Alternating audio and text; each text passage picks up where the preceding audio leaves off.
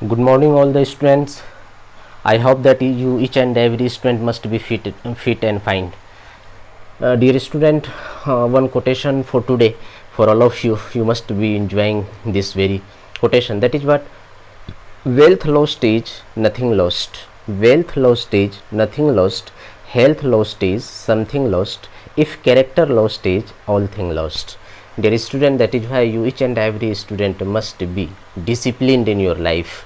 Only discipline will bring some dignity on your part. That is why each and every student must maintain discipline in your life, because it will make some dignity on your part. Now dear student, let us come to the point. But before just coming to the point, I would like to share one share that is very important. That is what: कभी ए हकीकत मुंतजर नज़र आ लिबास मजा, कभी ए हकीकत मुंतजर नज़र आ मजाज लिबास में, कि हज़ारों सजदे तरप रहे हैं मेरी ज़बीन नयाज में। Dear student, let us come to the point.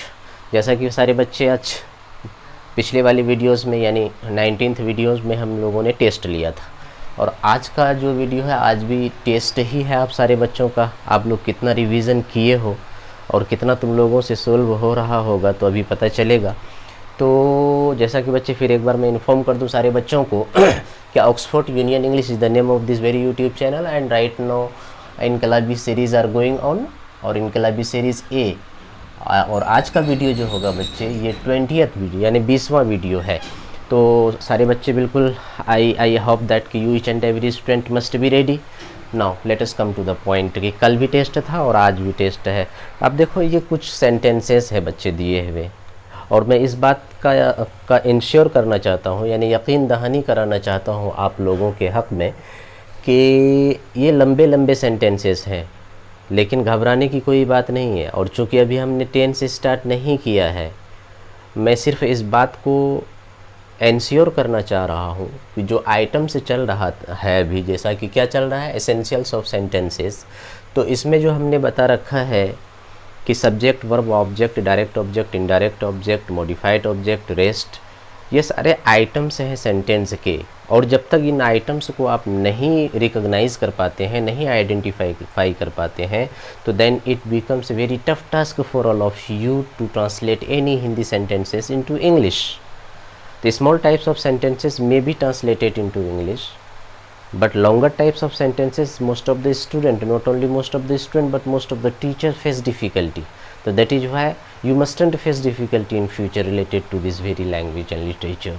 That is why I have just provided all the things so that in your practical life or during the process of learning you must delete out all your suspicion or errors related to English language and literature। तो इसीलिए आप देखो इन सारे sentences को मैं इसको हालांकि अभी ट्रांसलेशन में नहीं पढ़ाया हूँ, लेकिन फिर भी इसका अंग्रेजी में बनाऊँगा इस बात को इंश्योर करने के लिए कि अगर इन आइटम्स आपको आता है, subject, verb, object, direct object, indirect object, rest, sentence के किस भाग को क्या कहेंगे, ये कैपेसिटी आपके अंदर में है सेलेक्ट करने का, तो फिर ट्रांसलेशन बनाना आपके लिए कितना आसान हो जाएगा।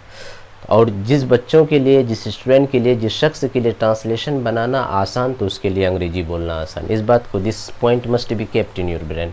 तो अब आओ बच्चे, सबसे पहले हम लोग, अब तुम मैच करना सारे बच्चे कि देखो क्या तुमसे, तुम सेलेक्ट करना, मैं भी सिलेक्ट कर रहा हूँ, फिर मैच करना कि किसका मैच कर रहा है मेरे से।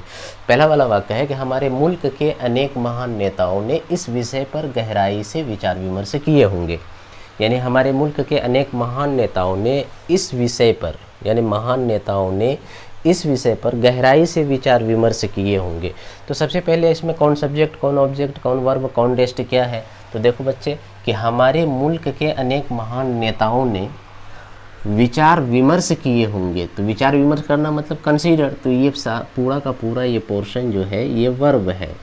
और विचार विमर्श जो किए होंगे तो कौन किए होंगे, तो हमारे मुल्क के अनेक महान नेताओं ने, ये क्या है बच्चे, सब्जेक्ट है। देखो ये सब्जेक्ट है और ये वर्ब है। तो अब आगे देखो, विचार विमर्श किए होंगे तो इस विषय पर, तो आप देखो यहाँ पर आ गया है। तो हमने बताया था में या पर से जुड़ा हुआ शब्द या टर्म वो रेस्ट कहलाता है। तो यहाँ पर ये रेस्ट है, और ये गहराई से मतलब से जुड़ा हुआ है, और बताए थे कि से जुड़ा हुआ शब्द वो रेस्ट होता है, ऑब्जेक्ट भी होता है, लेकिन ये एडवर्ब की तरह काम कर रहा है। तो एडवर्बियल से जो होता है, जिस शब्द से जुड़ा हुआ, वो भी रेस्ट है। तो पता चला कि ये भी रेस्ट है। आगे वाला सेंटेंस को देखो, फिर मैं अंग्रेजी में बना दूंगा इसको। अब देखो कि इस मोहल्ला के, अभी दरअसल बच्चे मेन फोकस हम लोगों का ये है कि सिर्फ subject verb object complement rest modified direct object, इन आइटम्स को आप बिल्कुल बार बार इसमें इस वीडियो को अपलोड कर रहा हूँ और 2-4 वीडियो को अपलोड करूँगा कि सबसे पहले there mustn't be any type of problem left related to this very thing. किसी तरह का प्रॉब्लम रहे ही नहीं। जब हम ट्रांसलेशन पे आएंगे तो फिर पीछे नहीं जाएंगे, फिर आगे बढ़ते चले जाएंगे। अब कितना लंबा सेंटेंसेस होगा उसका परवाह नहीं करना है। आप अंग्रेजी बोलोगे तो फिर आपको एहसास होगा कि हाँ क्या लेवल और क्या सीखे। और ये यूनिक किस्म का चीज़ है बच्चों, सारे बच्चों से मैं कहता हूँ यूनिक किस्म का चीज़ है। इसको हमेशा हमेशा अपनी ज़िंदगी में फॉलो करना और आने वाले नस्ल को भी इन चीज़ों को बताना। तो आगे वाला देखो कि इस मोहल्ला के कुछ नटखट बच्चे कल स्टिक से उस फ़कीर को, यहाँ पर को है, उस फ़कीर को तो बेरहमी से पीटा होगा। तो ये कल्पना कर रहे हैं कि पास्ट में कोई एक्शन है, on the basis of possibility ये सेंटेंस हम बोल रहे हैं क्या कि इस मोहल्ला के कुछ नटखट बच्चे कल स्टिक से उस फ़कीर को बेरहमी से पीटा होगा। तो पीटा होगा पीटना से बना है, तो ये क्या है, वर्ब है। और कौन पीटा होगा भाई, तो इस मोहल्ला के कुछ नटखट बच्चे। काम कौन कर रहा है पीटने का, तो इस मोहल्ले के कुछ नटखट बच्चे, तो ये क्या है, सब्जेक्ट है। और कल स्टिक से उस फ़कीर को बेरहमी से, तो अब यहाँ पर देखो जी बेरहमी से, ये भी एडवर्बियल वाला से है, इसीलिए ये भी क्या है, रेस्ट है। और पीटा होगा तो किसको, तो उस फ़कीर को, असर इस पर पड़ा होगा, इसीलिए क्या है, ऑब्जेक्ट है।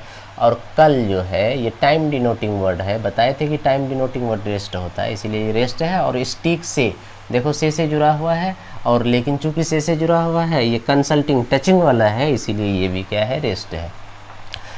तो देखो ये क्या आ गया, इस मोहल्ला के कुछ नटखट बच्चे, ये सब्जेक्ट है, कल रेस्ट है, स्टिक से ये भी रेस्ट है, उस फ़कीर को ये ऑब्जेक्ट है, बेरहमी से ये रेस्ट है, पीटा होगा ये वर्ब है।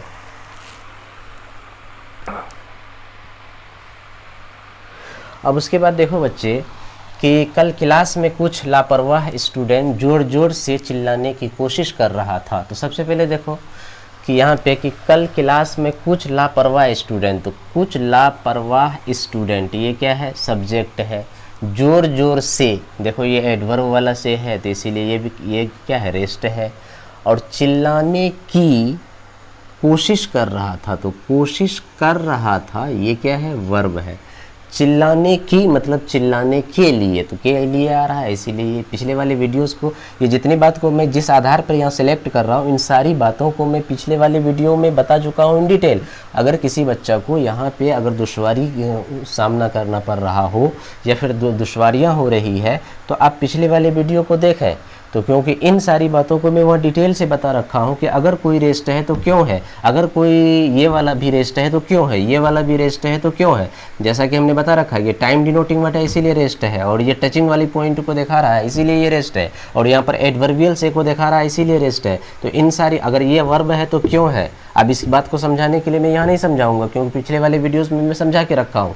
ये पूरे के नटखट बच्चा सिर्फ सब्जेक्ट नहीं बल्कि पूरे का पूरे सब्जेक्ट, इस मोहल्ला के कुछ नटखट बच्चे तो क्यों है, तो इन बातों को मैं पीछे बता रखा हूँ। इसीलिए मैं रिक्वेस्ट करता हूँ सब बच्चे से, यू मस्ट गो बैक और इससे पहले वाले वीडियोस को आप देखें और बार बार देखें। मैं बार बार कह रहा हूँ, आप बार बार देखें।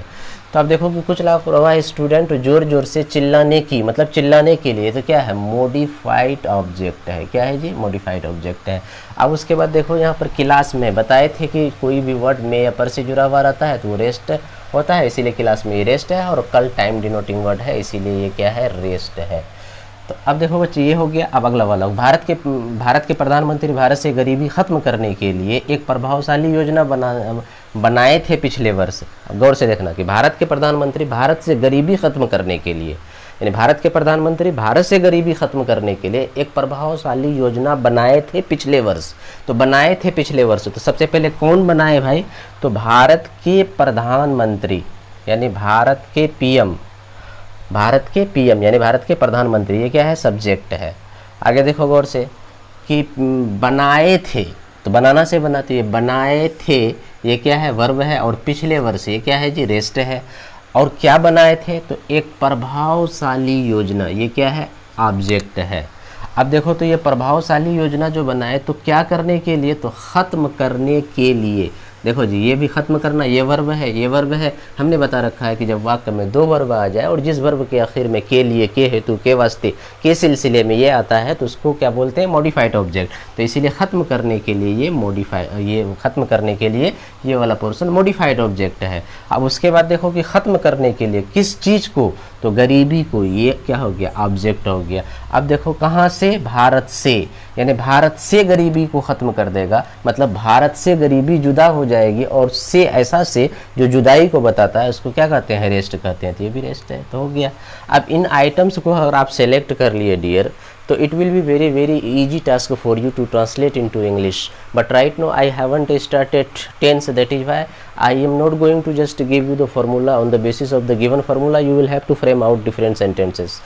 Right now I am not just going to give you the formula, but only I will try my best to translate these all the sentences, so that you will just believe that, and I will try my best to ensure that कि if these items are not clear cut to your brain or not clear cut to you, that means what, कि at the time of translating you will not be confident that which portion of the sentence must be put at what place, किस item को कहाँ पर रखना चाहिए। इसलिए आप इस हेतु आपको दुश्वारियाँ हो जाएंगी, इसीलिए आपको बिल्कुल दुश्वारियाँ ना हो, clear cut.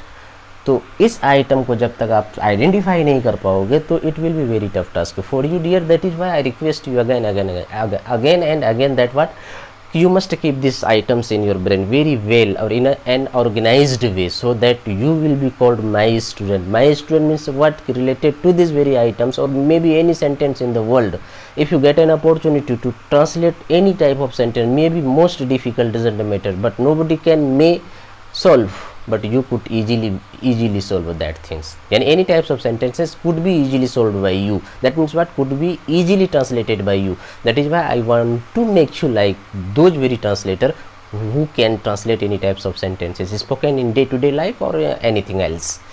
Right now see the next sentence. आप लोगों को एक कीमती एवं खूबसूरत तोहफा दिए थे पिछले वर्ष इस कॉलेज के प्रसिद्ध प्रिंसिपल। गौर से देखना कि आप लोगों को एक कीमती एवं खूबसूरत तोहफा दिए थे, यानी आप लोगों को एक खूबसूरत और कीमती तोहफा दिए थे। कौन दिए थे, तो इस कॉलेज के प्रसिद्ध प्रिंसिपल। तो पता चला कि तोहफा देने का काम, गौर से समझना इस वाक्य को बच्चे, अक्सर लोग क्या इसी को सब्जेक्ट चुन लेंगे, तो ये फिर मिस्टेक नहीं, ब्लंडर हो जाएगा। तो क्या है कि आप लोगों को एक कीमती एवं खूबसूरत तोहफा, किसको भाई, तो आप लोगों को एक कीमती एवं खूबसूरत तोहफा दिए थे। तो दिए थे क्या है, ये वर्ब। तो दिए थे, आप लोगों को एक कीमती एवं खूबसूरत तोहफा दिए थे। कौन भाई, कौन, तो पता चला कि इस कॉलेज के प्रसिद्ध प्रिंसिपल, किसी को कोई कॉलेज है उसमें एक फेमस टीचर है, फेमस प्रिंसिपल है, वो बेचारे इन लोगों को यानी आप लोगों को एक खूबसूरत और कीमती तोहफा दिए थे। तो देने का काम कौन का, और वाक्य में जो काम करता है वही सब्जेक्ट कहलाता है। इसीलिए इस कॉलेज के प्रसिद्ध प्रिंसिपल क्या है, सब्जेक्ट है, और दिए थे वर्ब है। तो किसको दिए थे भाई, तो आप लोगों को, ये ऑब्जेक्ट है। और क्या दिए थे, कि एक कीमती एवं खूबसूरत तोहफा है, तो ये भी ऑब्जेक्ट है, लेकिन ये वस्तु को बताता है इसीलिए क्या है, डायरेक्ट ऑब्जेक्ट है। और ये कि कोई व्यक्ति इंसान है इसीलिए ये इनडायरेक्ट ऑब्जेक्ट है। और पिछले वर्ष ये टाइम डिनोटिंग वर्ड है, इसीलिए क्या है, रेस्ट है। समझ गए सारे बच्चे, मैच कर रहा होगा। I hope that कि each and every sentence must be matched. Whatever you have selected and whatever I have selected, that must be matched. Now see the next sentence. उस बेइंतहा खूबसूरत लड़की को कल रास्ते में कुछ लफवा लड़के छेड़खानी करने की कोशिश कर रहा था। तो गौर से देखना बच्चे, छेड़खानी करने की कोशिश कर रहा था। तो एक तो छेड़खानी करना, उसके बाद कोशिश करना, तो दो वर्ब है। तो कोशिश कर रहा था तो ये हो गया वर्ब, और छेड़खानी करने की मतलब छेड़खानी करने के लिए, तो ये क्या हो गया, मॉडिफाइड ऑब्जेक्ट हो गया। जब बताए हुए हैं कि दो ऑब्जेक्ट जो वर्ब आए, जब दो वर्ब सेंटेंस में आता है और जिसके आखिर में के लिए, के हेतु, के वास्ते रहे, तो वो मॉडिफाइड, तो इस तरीके से ये मॉडिफाइड है। तो अब यहाँ पर देखो कि छेड़खानी करने की कोशिश कर रहा था कौन, तो कुछ लफवा लड़के। तो ये क्या हो गया जी, सब्जेक्ट हो गया। और ये सब्जेक्ट जो हुआ तो ठीक है भाई, तो कुछ लफवा लड़का छेड़खानी करने की जो कोशिश कर रहा था, तो किसको छेड़खानी करने की कोशिश, तो उस बेइंतहा खूबसूरत लड़की को, इसी पर असर पड़ता, इसीलिए ये क्या हो गया, ऑब्जेक्ट। और कल ये टाइम डिनोटिंग वर्ड है, ये क्या है, रेस्ट है। और रास्ते में मैं आ गया तो इसलिए ये भी रेस्ट है। अब आगे देखो डियर स्टूडेंट, कि इस गांव के कुछ गरीब लोगों को, देखो, इस गांव के कुछ गरीब लोगों को उस गांव के कुछ अमीर लोग, उस गांव के कुछ अमीर लोग दान में कुछ एकड़ जमीन दिया था 1940 में। गौर से समझना, क्या है कि इस गांव के कुछ गरीब लोगों को उस गांव के कुछ अमीर लोग दान में, यानी इंडौरी, दान में कुछ एकड़, यानी सम एकर्स ऑफ लैंड, यानी कुछ एकड़ जमीन दिया था। कब दिया था भाई? यानी इस गांव वाले को उस गांव वाले यानी दान में जमीन दिए थे। तो कब दिए थे? तो 1940 में, यानी मुल्क की आज़ादी से पहले। तो 1940 में इससे क्या है, समय का पता चल रहा है, इसीलिए बच्चा क्या है, ये रेस्ट है। तो अब गौर से देखो कि दिया था कौन, देने का काम कौन किया था, जमीन देने का काम, तो उस गांव के कुछ अमीर लोग। तो उस गांव के कुछ अमीर लोग, ये क्या है, सब्जेक्ट है, ठीक है। और जो ये जमीन दिया था या दिए थे, तो किसको? तो इस गांव के कुछ गरीब लोगों को, ये क्या हो गया, ऑब्जेक्ट हो गया।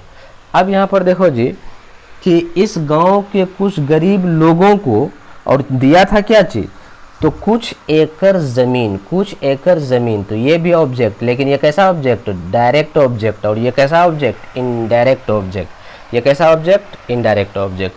तो अब यहाँ पर देखो जी, दिया था क्या है, वर्ब है। और दान में मैं आ गया तो क्या हो गया, रेस्ट हो गया।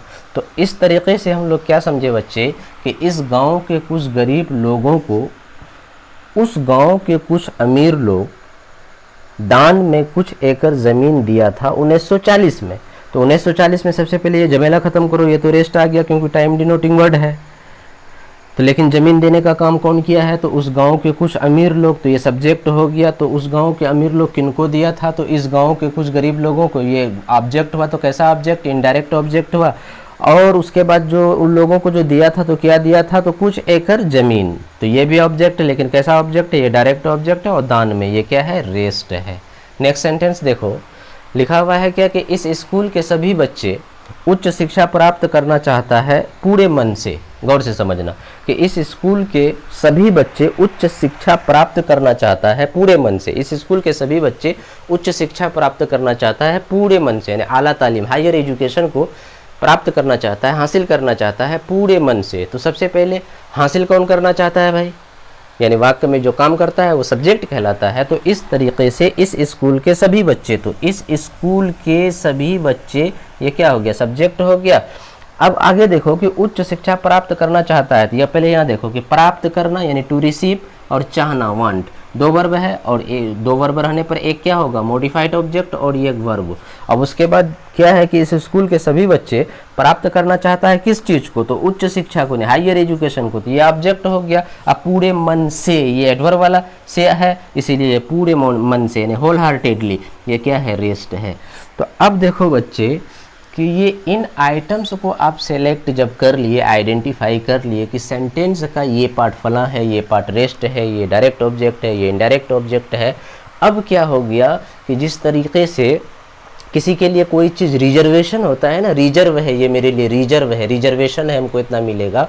उसी तरीके से जब आप इन आइटम को सेलेक्ट करने की कैपेसिटी आप में डेवलप हो गया, तो आप ये समझो कि ये सारा सेंटेंसेस तुम्हारे अंदर, यानी तुम्हारे कैपेसिटी के अंदर रिजर्व है। यानी हो सकता है कि दुनिया का कोई इंसान गलती कर ले, लेकिन तुमसे गलती नहीं होगी। यानी anybody can commit mistake in the world at the time of translating these all types of sentences, but if you get an opportunity to translate into English this types of sentences, that means what कि anybody can और anybody may commit mistake, but you will never commit mistake. It is my guarantee that you will never commit mistake. When you will never commit mistake, that means what, you are already confident कि whatever style you are following provided by A.R. Babul through this very YouTube channel, that means what कि these all the items must be kept in your brain or must be remembered, and applying these all the things at the time of translating. So I give you guarantee even the angels from sky can never stop you translating these types of sentences very correctly into English. That is why you must keep on stitch yourself with all the items. All the items must be disseminated, must be spread out, must be shared with all types of students, whether maybe PhD holder, maybe graduate level, maybe intermediate level, maybe matriculate student, doesn't matter, but you must keep on sharing these items, because there is no any book where these all types of things are available in an organized way or in a systematic way. That is why you must be organized or systematic student. Automatically your all the problems will get deleted. Now see, अब देखो बच्चे, इन items को आप जान लिए तो आपके लिए अब क्या बन गया, ये सारी चीज़ क्या बन गया, बच्चों का खेल। बिल्कुल हो सकता है कि कोई टीचर हो, हाई स्कूल के हो या इंटर कॉलेज में हो या ग्रेजुएशन में ग्रेजुएट लेवल के कॉलेज में हो, यानी प्रोफेसर हो सकता है। Nobody is perfect in this world, इस दुनिया में कोई परफेक्ट नहीं है। हो सकता है आपका कोई सब्जेक्ट अच्छा है तो कोई सब्जेक्ट अच्छा नहीं, हो सकता है कि आपका स्पीकिंग बहुत अच्छा है, ग्रामर सेक्शन आपका अच्छा नहीं है, हो सकता है कि लिटरेचर में आपका प्रोस सेक्शन बहुत अच्छा है, पोइट्री सेक्शन अच्छा नहीं है। तो that is why student is said that कि nobody is perfect in the world, but I think to some extent you must have good capacity just to identify each and every type of thing. तो एक level है कि यहाँ एक पढ़े लिखे graduate इंसान को इस लेवल तक ये इतनी बात आनी चाहिए। नहीं आ रही ये बात तो मतलब you are not entitled to be called right graduate. तो दैट इज वाई, और कैपेबल ग्रेजुएट और efficient graduate, that is why. ये हो गया सारे बच्चे। अब मिलाओ तुम लोग कि कितना सेंटेंसेस तुम लोगों का सही हुआ। और जो बच्चे ईमानदारी से और रेगुलरली पिछले वाले सारे वीडियोस को देख रहा है तो मैं गारंटी देता हूँ कि एक भी सेंटेंस उनसे गलती नहीं हुई होगी, और मैं जैसे जैसे मैं बनाया हूँ वैसे वैसे वो बच्चे बनाए होंगे। अगर तुम चाहते हो कि अंग्रेजी में ऐसा खतरनाक बने कि तुम्हारा मध्य मुकाबिल में तुम्हारे अगल बगल में कोई तुमसे मुकाबला ना कर सके, तो फिर सारे बच्चे, मैं क्या बताऊँ खुद की तारीफ़ या फिर क्या बताऊँ खुद की स्टाइल, लेकिन इतना तो कह सकता हूँ because I have got opportunity to go to many places. There may be Jamia or maybe Aligarh Muslim University, maybe Delhi or maybe Patna, anywhere else. But when I just meet so many professors there or so many educated personality or having the knowledge of English language and literature, that time when I have discussion with him, so these types of things, when I get an opportunity to share with him, they just start speaking that yeah, these are fantastic or very outstanding things, this must be taught to the student. That is why, because there is no any book where these types of things have been provided in a systematic way. Also that's why I just believe that my student, you must keep these items very well. It must be preserved in your brain forever, and I think inshallah in future there would be no problem at all. So that is why you must have good command over those very items taught by me here through this very video channel, that is Oxford Union English. Now see, just apply your brain और just पे special attention कि ये बड़ा बड़ा sentences है। मैं अभी tense नहीं पढ़ाया हूँ लेकिन फिर भी इसका ट्रांसलेशन मैं बना रहा हूँ, सिर्फ आपको एनश्योर करने के लिए, यकीन दिलाने के लिए कि इतना बड़ा बड़ा सेंटेंस भी कैसे आसानी से बनता है। और जब मैं टेंस स्टार्ट करूँगा तो आप सारी बातों को याद रखना, वहाँ बिल्कुल टेंस फटाफट हो जाएगा। और जो दिन टेंस खत्म हो गया, यानी टेंस पर पकड़ आ गया, यानी टेंस को सेंस के एतबार से पढ़ना पड़ता है बच्चे, हमेशा याद रखना। Tense without sense will be completely non sense, यानी टेंस पढ़ते समय सेंस नहीं है तो आप फालतू चीज़ पर फालतू कर रहे हो या आप फालतू हो। तो अब देखो बच्चे कि हमारे मुल्क के अनेक महान नेताओं ने इस विषय पर गहराई से विचार विमर्श किए होंगे। ये क्या है, ये आउट ऑफ टेंस एक स्ट्रक्चर। आगे मैं जब पढ़ाऊंगा टेंस तो सिर्फ टेंस जान करके आप अंग्रेजी बोल लेंगे बेहतर तरीके से, ऐसा नहीं है। आपको एडवांस लेवल का स्ट्रक्चर पढ़ना पड़ता है। जैसे अगर मैं ये बोलूँ कि तुमको वहाँ नहीं जाना चाहिए था, ये टेंस से बाहर की बात है, ये स्ट्रक्चर की बात है। उसी तरीके से अंग्रेजी में बहुत सारे स्ट्रक्चर्स की बुक आती है, जैसे a guide to pattern and usage in English written by A.S. Hornby from Oxford University London, ये किताबें हैं। और बहुत सारे लिविंग इंग्लिश स्ट्रक्चर की किताबें हैं स्टैंडर्ड का। तो अब उन किताबों के आधार पर मैं बताऊंगा सारे बच्चों को, इसीलिए मैं हमेशा बच्चों को कहता हूँ हिंदी मीडियम की ग्रामर कभी मत पढ़ो, ठीक है ना। आपको अगर ग्रामर पढ़ने का शौक़ है तो आप बिल्कुल ब्रिटिश राइटर का ग्रामर पढ़ो, हमेशा ब्रिटिश राइटर ग्रामर यानी फॉरेन राइटर का ग्रामर जो कि इनटू इंग्लिश में लिखा हुआ है। आपको वहाँ पर कोई कन्फ्यूजन क्रिएट नहीं होगा आपके ब्रेन में कि ये क्या है। आप हिंदी मीडियम का पढ़ोगे तो आपका बिल्कुल कचरा भर जाएगा, your mind will be full of stuff, non stuff type of thing. That is why you must avoid those very grammars written in Hindi medium. That is why now see कि ये क्या है बच्चे कि ये टेंस के आधार पर नहीं बनेगा, ये स्ट्रक्चर के आधार पर बनेगा। मैं एक बात कहता हूँ, आप सारे बच्चे ध्यान रखना। पास्ट में यानी मुल्क की आज़ादी के वक्त मान लो गांधी जी किसी तरह का फैसला लिए होंगे, तो अब बताओ कि गांधी जी सोच समझकर इस तरह का फैसला लिए होंगे तो अब यहाँ पर दिमाग लगाओ बच्चे, हमने क्या कहा कि टेंस पढ़ते समय सेंस नहीं है तो वो नॉन सेंस है, यानी टेंस पढ़ते समय आप अपना सेंस अप्लाई नहीं करते हो तो वो नॉन सेंस फालतू चीज़ है। तो इसीलिए जैसे एग्जाम्पल कि गांधी जी सोच समझकर फैसला लिए होंगे, तो अब इसके आखिर में आ गया क्या, गा गे गी, लिए होंगे तो गे आया। तो अक्सर टीचर्स और बच्चे क्या करते हैं कि किसी सेंटेंस में गा गे गी रहता है तो वो फ्यूचर मान लेता है। अब अभी दिमाग लगाओ बच्चे कि गांधी जी ऐसा फैसला सोच समझ कर लिए होंगे, बताओ कभी फ्यूचर हो सकता है? ये हम बात कर रहे हैं कब, मुल्क की आज़ादी, यानी गांधी जी 1948 में इंतकाल किए, मर गए, यानी मार दिए गए। तो अब यहाँ पर दिमाग लगाओ कि इससे पहले गांधी जी किसी तरह का फैसला लिए होंगे, उसी के बारे में हम लोग on the basis of possibility, यानी एक संभावना के आधार पर हम बोल रहे हैं कि हाँ ऐसा फैसला गांधी जी सोच समझ कर लिए होंगे। तो पता ये चला कि ये ज़रूरी नहीं है कि गा गे गी रहेगा तो ये फ्यूचर टेंस ही होगा। तो इसीलिए बच्चे पास्ट में कोई एक्शन हुआ होगा और उसमें भी मैं श्योर नहीं हूँ या आप श्योर नहीं हो, तो on the basis of possibility, यानी एक संभावना के आधार पर कि हाँ गांधी जी थे ना, गांधी जी ऐसी गलती नहीं कर सकते थे ना, वो ऐसे फैसले सोच समझ कर लिए होंगे। तो पास्ट का कोई एक्शन है और पास्ट का कोई एक्शन में भी हम श्योर नहीं है, बल्कि on the basis of possibility, यानी संभावना के आधार पर हम बात कर रहे हैं। तो पास्ट के किसी एक्शन के सिलसिले में संभावना के आधार पर, यानी on the basis of possibility के आधार पर जब हम बात करते हैं तो उसके लिए एक टेंस, ये सिंपल जो हम लोग टेंस पढ़ते हैं, इस टेंस का इस्तेमाल वहाँ नहीं होता है, वहाँ पर you will have to apply advance structure, advance structure का इस्तेमाल करना होगा। और वो स्ट्रक्चर होगा subject plus may have plus V third plus object plus rest. तो ये बात को याद रखना, सिर्फ यहाँ जगह नहीं है कि मैं लिख देता कि याद रखना क्या होगा, अपने से, यानी पास्ट वाला कोई भी एक्शन, उसके अगर वो पॉसिबिलिटी के आधार पर उस एक्शन को हम बयां कर रहे हैं तो उसके लिए क्या फॉर्मूला आता है, सबसे पहले सब्जेक्ट और उसके बाद अपने मन से आपको देना होगा। मैं एडवांस स्ट्रक्चर बताऊंगा, वो डिटेल से बताऊंगा कि किस स्ट्रक्चर का इस्तेमाल कहाँ पर किया जाना चाहिए, किस तरह की बातों के लिए, किस तरह की बात को या किस तरह के ख्यालात को इजहार करने के लिए कहाँ पर टेंस का इस्तेमाल होगा, कहाँ पर स्ट्रक्चर का इस्तेमाल होगा। मैं इन सारी बातों को मैं बताऊंगा जब एडवांस स्ट्रक्चर पढ़ाऊंगा। लेकिन अभी आप सिंपली ये समझो कि सबसे अगर इस तरह का एक्शन को बताने के लिए कि पास्ट में कोई काम हुआ होगा तो सबसे पहले सब्जेक्ट और उसके बाद मे हैव का प्रयोग करेंगे। मे MAY, मे हैव, यानी सब्जेक्ट और मे हैव, और उसके बाद जस्ट वर्ब थर्ड का प्रयोग करेंगे और उसके बाद अगर कोई ऑब्जेक्ट है तो ऑब्जेक्ट को देंगे, अगर कोई रेस्ट है तो फिर रेस्ट को देंगे। तो इसको बस अभी ध्यान में रखना बच्चे, ठीक है। अच्छा, सब्जेक्ट के बाद मैंने क्या बताया कि मे हैव का इस्तेमाल होगा, माइट हैव का भी इस्तेमाल हो सकता है, मस्ट हैव का भी इस्तेमाल होगा। तो ये तीनों में फ़र्क है तो मैं बताऊंगा। अभी सिंपली आप समझ के चलो कि subject plus may have plus V third plus object plus rest. तो इस आधार पर देखो बच्चे कि क्या है कि हमारे मुल्क के अनेक महान नेताओं ने इस विषय पर गहराई से विचार विमर्श किए होंगे। तो सबसे पहले क्या बताया मैंने कि सब्जेक्ट, उसके बाद मे हैव। तो सब्जेक्ट इसमें क्या है बच्चे कि हमारे मुल्क के अनेक महान नेताओं ने।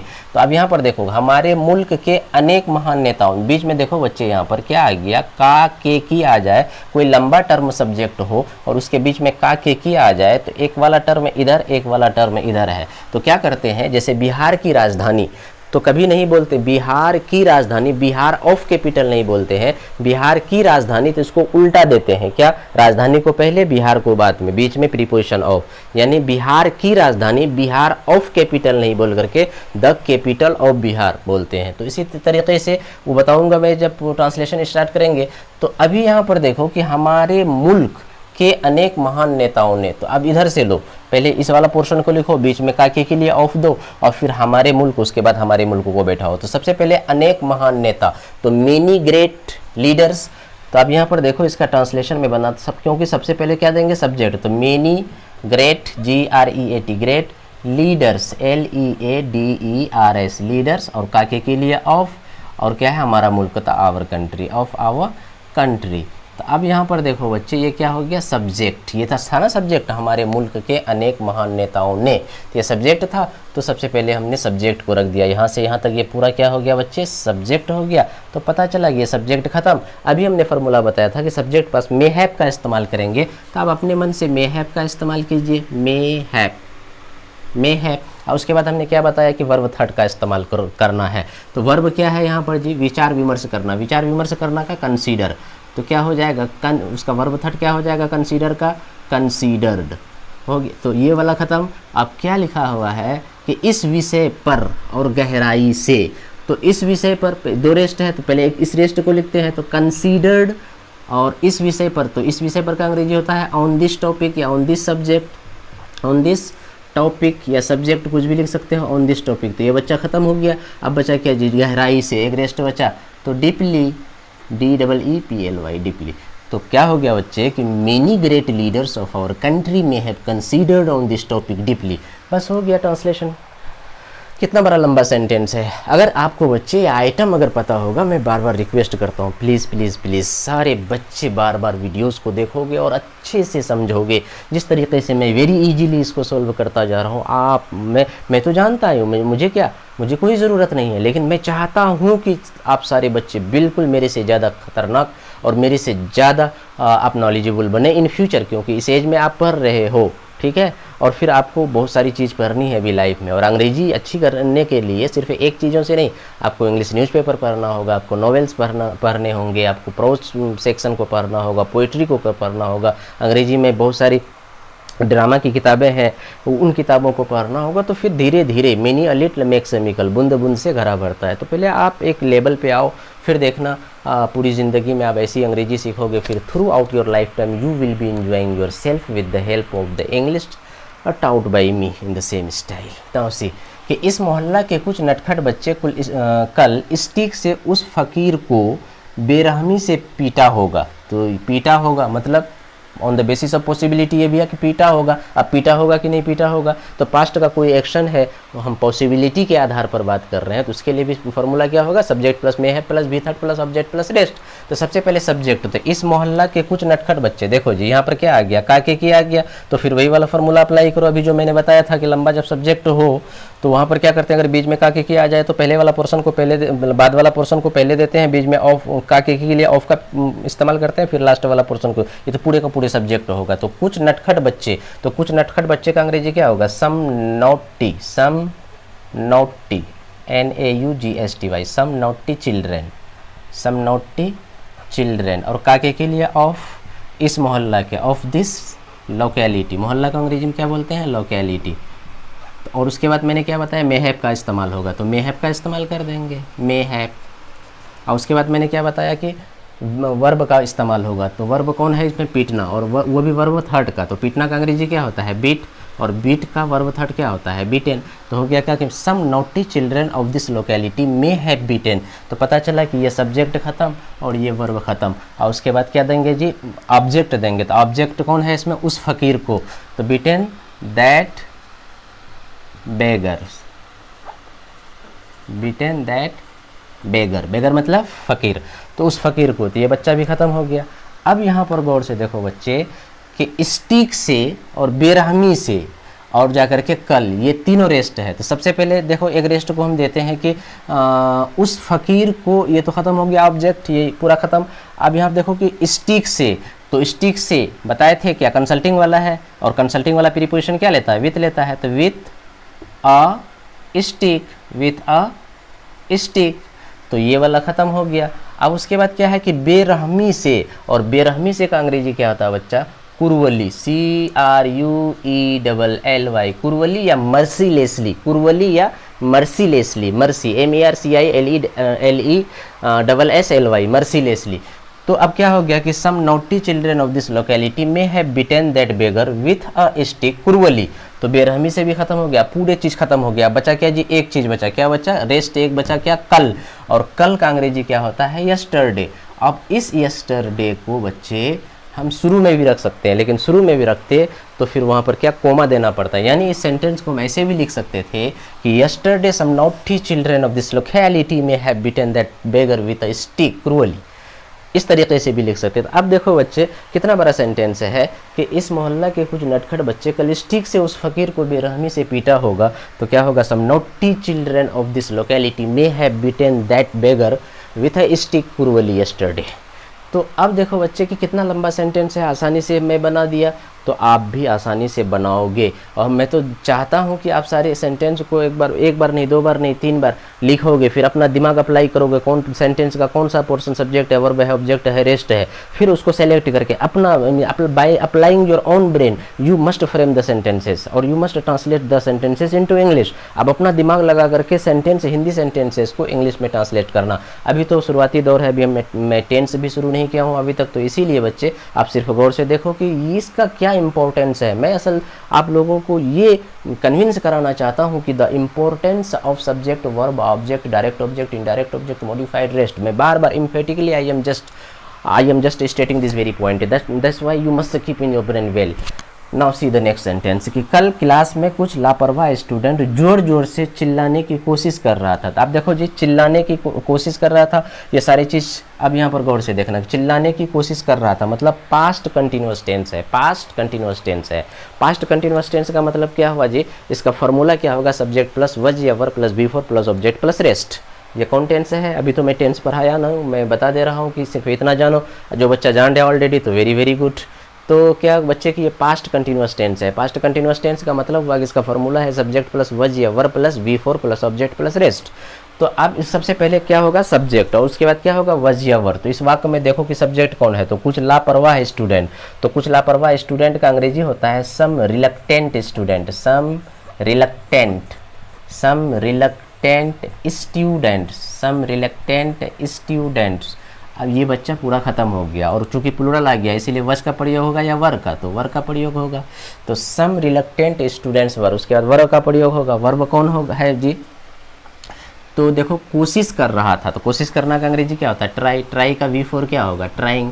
तो वर्ड ट्राइंग, ये ख़त्म। और उसके बाद आता है कि अगर मॉडिफाइड ऑब्जेक्ट हो, अगर सेंटेंस के अंदर में मॉडिफाइड ऑब्जेक्ट हो, तो ऐसी स्थिति में बच्चे आपको क्या करना है कि मॉडिफाइड ऑब्जेक्ट को आप पहले रखो और उसके बाद, हाँ तो बच्चे दरअसल आई एम सॉरी लाइट चले गई थी, गौर से देखना कि देखो यहाँ पर क्या बता रहा हूँ मैं कि कल क्लास में कुछ लापरवाह स्टूडेंट। तो सबसे पहले सब्जेक्ट कौन है कि कुछ लापरवाह स्टूडेंट, तो सम रिलक्टेंट स्टूडेंट, सब्जेक्ट खत्म।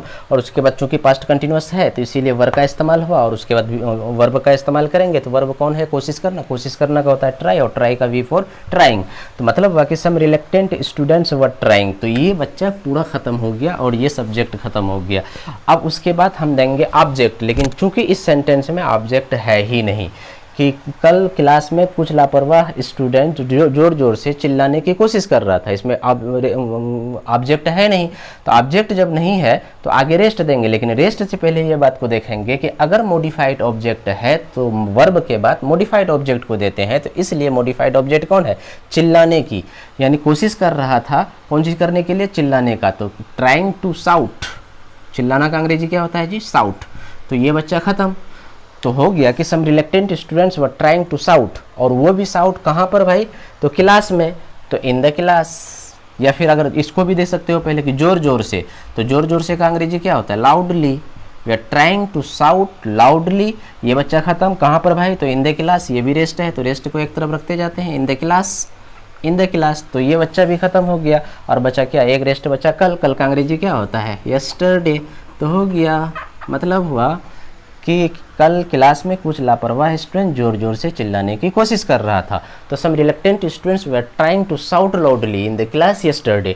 अब नेक्स्ट सेंटेंस देखो, भारत के प्रधानमंत्री, यानी भारत के प्रधानमंत्री भारत से गरीबी खत्म करने के लिए एक प्रभावशाली योजना बनाए थे पिछले वर्ष। अब देखो जी, पिछले वर्ष ये शब्द आकर के इसको पास्ट इंडिफिनिट यानी सिंपल पास्ट टेंस है, यानी सिंपल पास्ट टेंस है तो इसका फॉर्मूला क्या होगा, subject plus V2 plus object plus rest. अगर उधर जो कुछ है वो देखेंगे अभी, लेकिन सबसे पहले subject plus V2, subject plus V2। तो सब्जेक्ट कौन है, भारत के प्रधानमंत्री। तो मतलब क्या हो गया जी, the prime minister of India, यानी शॉर्ट में मैं लिख रहा हूँ द PM ऑफ इंडिया। तो पता ये चला कि द PM ऑफ इंडिया, ये सब्जेक्ट खत्म हुआ, और उसके बाद वर्ब का इस्तेमाल देंगे, बनाए थे। क्या किए थे जी, बनाए थे। तो the PM of India made, past make का V2 क्या होगा, मेड। तो बनाए थे, तो क्या बनाए थे भाई। अब देखो ये वर्ब हुआ, वर्ब के बाद ऑब्जेक्ट देंगे। तो ऑब्जेक्ट कौन है, एक प्रभावशाली योजना। तो मेट एन इफेक्टिव स्ट्रेटेजी, एक प्रभावशाली योजना का अंग्रेजी क्या हुआ, मेट एन इफेक्टिव स्ट्रेटेजी या स्कीम, स्ट्रेटेजी। तो पता चला कि ऑब्जेक्ट भी खत्म हो गया, सब्जेक्ट खत्म, वर्ब खत्म, ऑब्जेक्ट खत्म। तो अब यहाँ पर देखो बच्चे, ठीक है स्ट्रेटेजी बनाया, लेकिन उसके बाद फिर ऑब्जेक्ट आ रहा है, एक ऑब्जेक्ट और है, और उसके बाद यहाँ पर डायरेक्ट इनडायरेक्ट नहीं चुनेंगे, ठीक है। एक ऑब्जेक्ट ये है और फिर ख़त्म करने के लिए मॉडिफाइड है। तो मैं बाद में बताऊंगा बच्चे कि जब एक ऑब्जेक्ट आ गया है सेंटेंस में, कोई चीज़ को बनाया, उस चीज़ को बनाया किसी चीज़ को ख़त्म करने के लिए, और जिस चीज़ को ख़त्म करने के लिए वो भी ऑब्जेक्ट है, लेकिन ख़त्म करने के लिए मॉडिफाइड ऑब्जेक्ट है।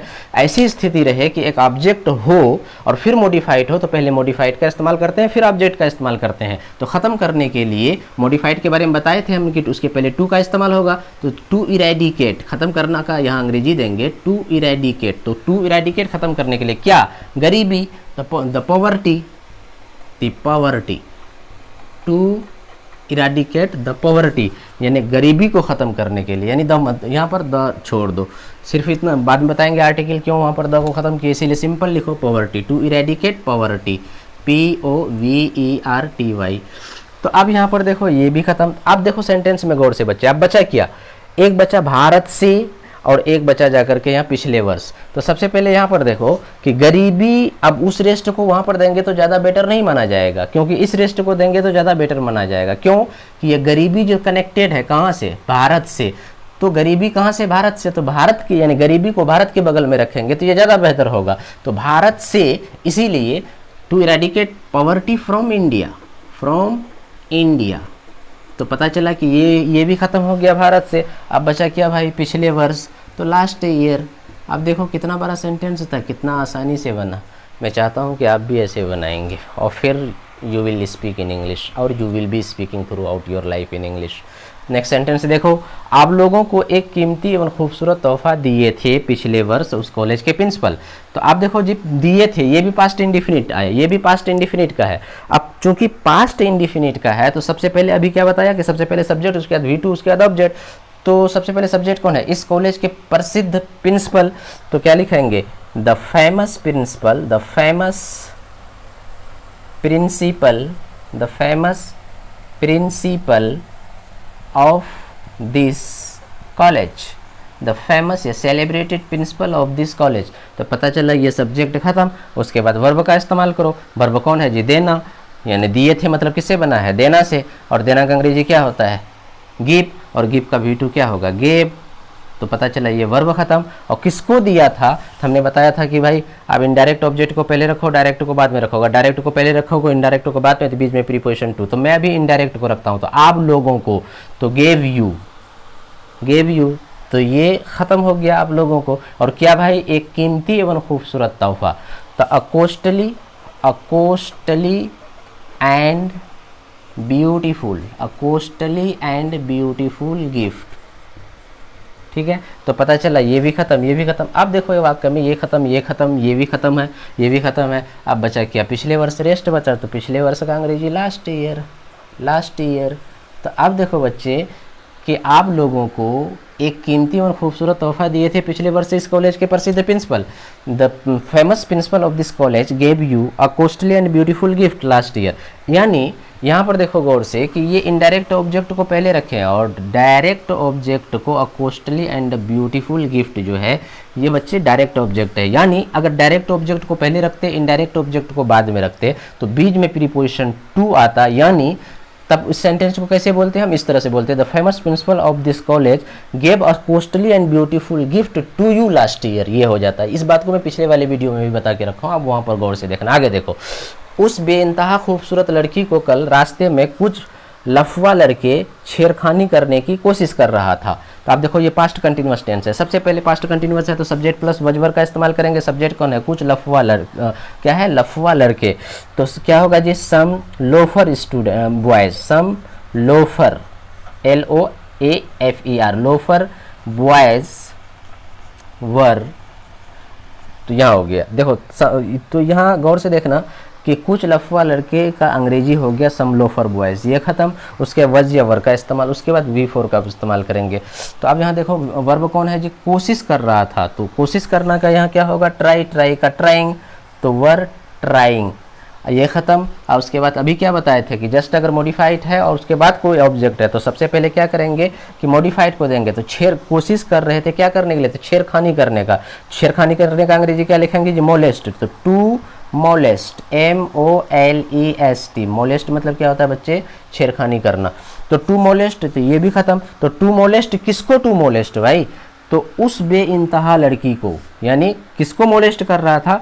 तो उसके बाद ऑब्जेक्ट देंगे, तो ऑब्जेक्ट कौन है कि उस बेइंतहा और बेइंतहा खूबसूरत लड़की को। तो बेइंतहा खूबसूरत लड़की का अंग्रेजी क्या होता है कि उस, तो that matchless beautiful girl, that matchless beautiful, that matchless beautiful girl, यानी बेइंतहा। बेइंतहा मतलब जिसका जोरी ना हो, यानी बेइंतहा खूबसूरत। मैचलेस यानी उससे कोई मैच नहीं करता, यानी बहुत बेइंतहा खूबसूरत। तो अब पता चला कि बच्चे ये भी ख़त्म हो गया, यानी some loafer boys were trying to molest that matchless beautiful girl. तो यहाँ तक पूरा मुकम्मल, ये भी ख़त्म, ये भी ख़त्म और ये भी ख़त्म। ये तो पहले ख़त्म हो गया। अब कहा क्या है जी, अब बचा दो रेस्ट बचा, रास्ते में कल। तो जो मोलेस्टिंग जो कर रहा था उस खूबसूरत लड़की को, कहाँ पर, तो रास्ते में। पहले इस ऑब्जेक्ट रेस्ट को दे देते हैं on the way, on the, रास्ते में का अंग्रेजी क्या लिखेंगे जी, ऑन द वे। तो पता चला ये भी ख़त्म। अब बचा कल, कल का अंग्रेजी यस्टरडे हो गया। तो मतलब हुआ कि उस बेइंतहा खूबसूरत लड़की को कल रास्ते में कुछ लोफर लड़के छेड़खानी करने की कोशिश कर रहा था। इसका अंग्रेजी में बोलेंगे some loafer boys were trying to molest that, कहाँ गया, to molest that matchless beautiful girl on the way yesterday. बस हो गया। कितना बड़ा सेंटेंस है, आसानी से बना। तो ये किसका कमाल है बच्चे, तो ये कमाल है subject, verb, object, direct object, indirect object, modified object. ये आइटम अगर आपको आता है तो आप भी बना लोगे दुनिया का कोई भी सेंटेंस।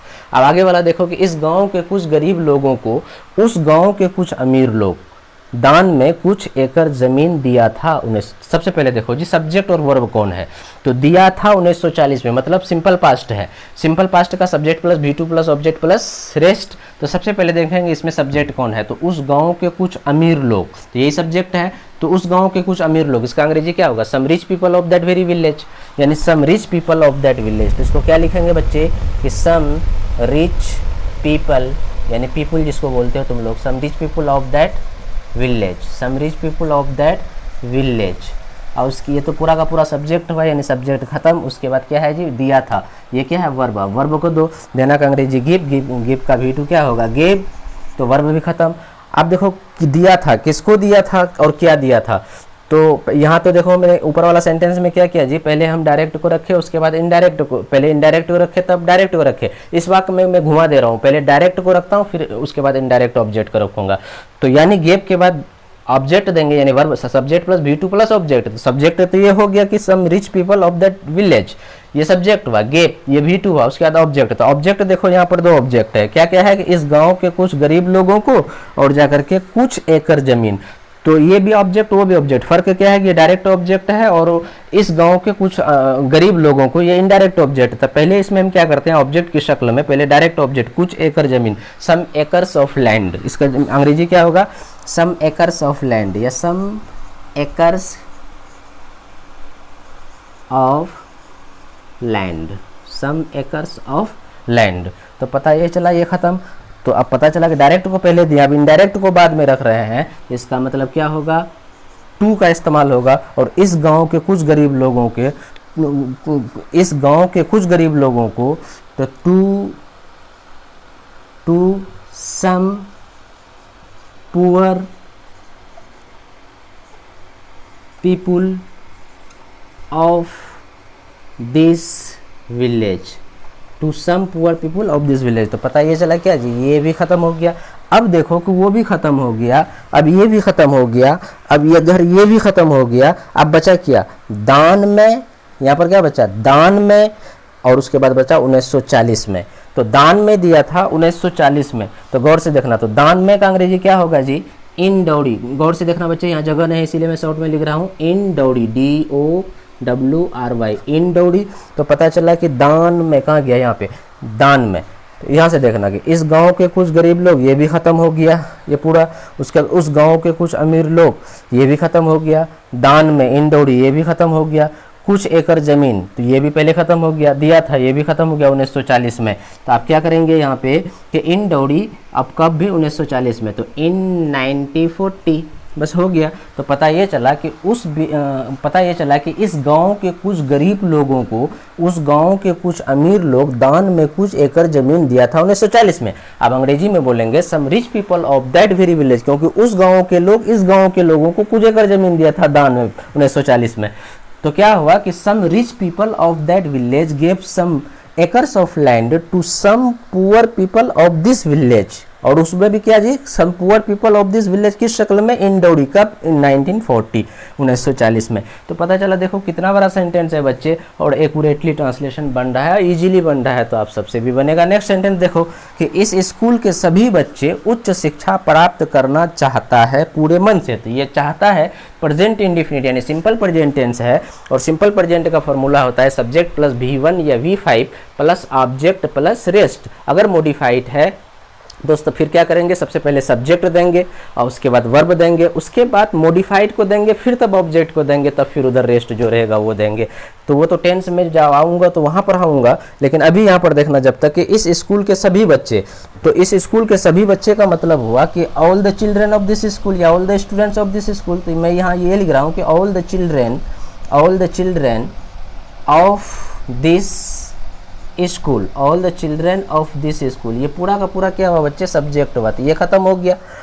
अब देखो सब्जेक्ट खत्म, तो प्रेजेंट इंडिफिनिट टेंस है, तो उसका मतलब इसके बाद जस्ट V1 या V5 का यानी वर्ब का प्रयोग होगा, तो V1 या V5 का। तो यहाँ पर देखो सबसे पहले क्या है कि प्राप्त करना और चाहना, तो दो है, और जब दो है तो एक मॉडिफाइड है एक वर्ब है। तो हमने क्या कहा कि पहले वर्ब होगा फिर मॉडिफाइड होगा। तो वर्ब क्या है, चाहना, और चाहना का अंग्रेजी क्या होता है जी, वांट, और इसमें V1 का प्रयोग होगा, क्यों कि यहाँ चिल्ड्रेन आ गया इसीलिए V5 का इस्तेमाल नहीं होगा। तो पता चला वांट हो गया, some children of this village want, ये खत्म। उसके बाद मॉडिफाइड दो, प्राप्त करना, तो टू अचीव, प्राप्त करना का मतलब क्या बाजी, to achieve ACHIEV, to achieve. तो ये भी खत्म हो गया।